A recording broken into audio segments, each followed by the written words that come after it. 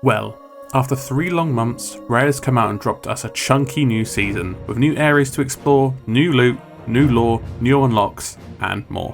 So, should you come back to Sea of Thieves again? And, don't mind my face, I may have picked up a nasty curse on my travels. Season 4 was released earlier this week, and I have to say, this is a much larger season than I expected, especially off the back of the last season, adding 5 new tall tales and 3 new enemy types. Naturally, Season 4 feels like an extension of 3, expanding on the events and mechanics introduced in the Sunken Pearl. The main meat and potatoes of the update is the Sunken Kingdom, consisting of several new areas to explore under the waves. These are split into 2 types of activity: the treasuries, which act as underwater forts where we fight sirens and ocean crawlers in waves, eventually unlocking a vault at the end full of sunken loot. On the other side we have the shrines, which act as dungeons filled with puzzles and little combat encounters.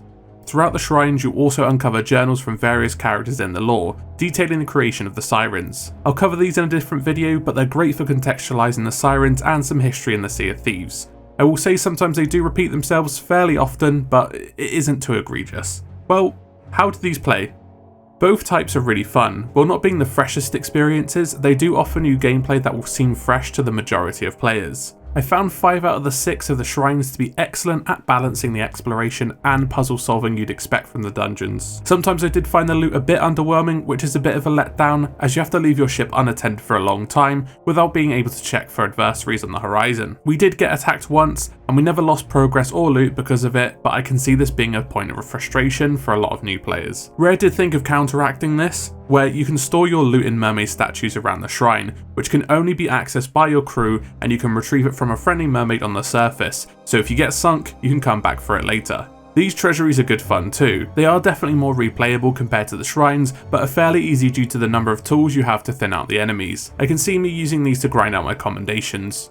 Shrines do have incentives to replay them though. The first incentive is coral messages in a bottle, which will direct you to retrieve a new loot item, the Breath of the Sea. This is a high value item which spawns in shrines and treasuries when one of these notes are picked up. It would also seem that the loot does increase when these are active, but that could be coincidence on my part.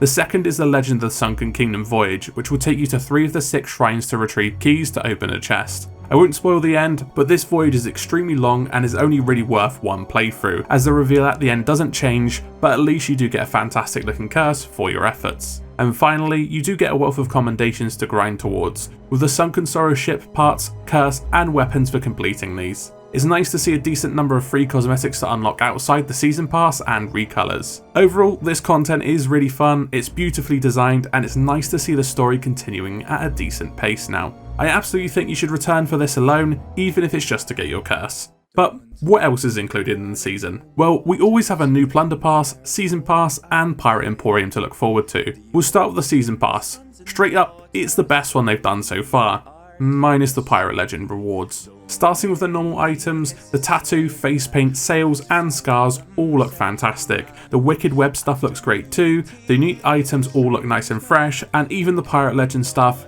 does look pretty nice. This is a really good pass and I'm excited to complete it all, but as with every season pass, there's too much gold in there and doubloons.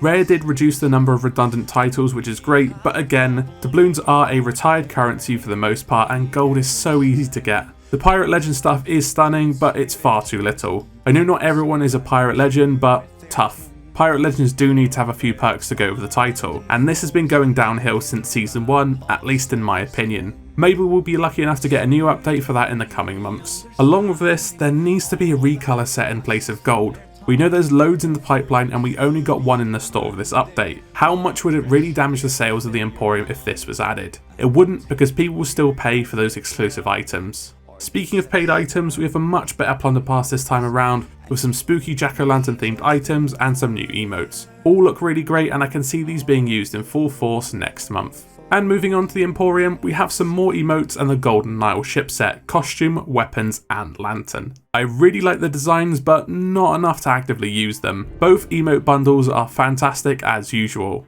Along with pets, I'd say these are the best Emporium items each month. And on that note of new cosmetics, we also have the Olive Majestic Sovereign set in the stores, which is, as always, if you don't like the current set, you won't enjoy the recolor. I think this is the second update not without 2 recolors and feels left over from the mid-season patch for Season 3. I think this could have been done a little bit better. So what's on the horizon after this? There is a new Halloween event coming next month called Fury of the Damned, which is us doing the same stuff we always do in events, and yeah, we do get to earn some spooky stuff this time instead, which is quite nice. And what's even better is that the Emporium seems to be refreshing in 3 weeks' time, right around Halloween, and the season looks to be lasting only 10 weeks, so a shorter season means less of a wait for Season 5. Let's hope Season 5 doesn't get delayed. Finally, there have been some quality of life improvements too, including the ability to swim up now using A or space on PC. This small change is actually quite significant, and it feels so much better to go swimming without having to look straight up or down when you want to swim. There's also a key bind for hiding gamer tags, which is also nice for streamers. I sort of had to force these people to let me show this off, as they weren't too happy when I came over to say hi.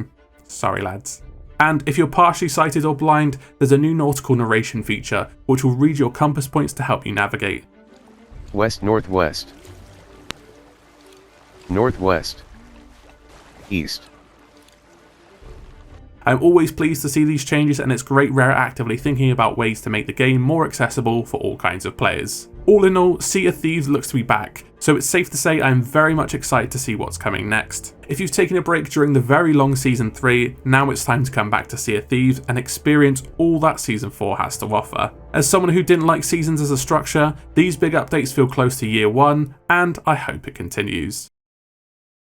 If you like this video and you have made it this far, please hit that subscribe button. We have so much more content coming, so make sure you stay up to date with it. And if you like my content, why not check out my Twitch? It's basically me, just a whole lot less scripted. Thanks again for watching, and as always, I will see you in the next video.